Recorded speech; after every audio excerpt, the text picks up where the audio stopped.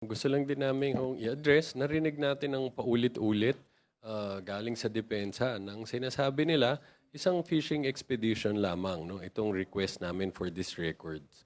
Although dapat matuldakan na itong issue na ito, no, dahil nga hindi ito ay sinangtabi ng impeachment court, no, nung pinayagan ng aming request. Pero kailangan lang ho naming idiin, no, hindi ho to fishing expedition as explained yesterday by Kong Shell Jokno, no. Maliwanag na hindi ito fishing expedition dahil mula pa lang sa simula, no, tukoy namin ano ang specific na mga accounts na gusto naming makita. No? Kapag ho kasi sinabing fishing expedition, ibig sabihin nito, wala kang basihan, no? At humihingi ka lang sa korte na, for example, tignan natin ang any bank accounts ng isang tao at umaasa ka lang na baka ka merong matalisod na ebidensya na pwede mong gamitin sa tao na yun. Dito napakalayo ho niya nang nangyari dahil alam naman natin, no, magmula dun sa naging testimonya at dokumentong present ng Executive Director ng AMLAC, nakita na ho doon yung financial transactions amounting to 6.7